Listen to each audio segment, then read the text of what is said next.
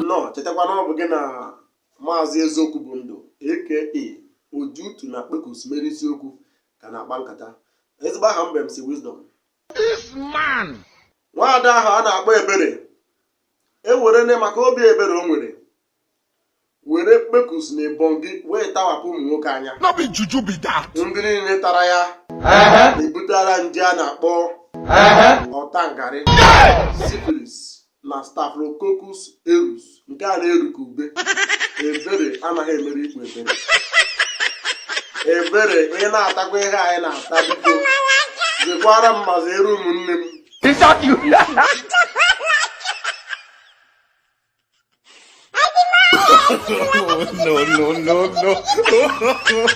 No.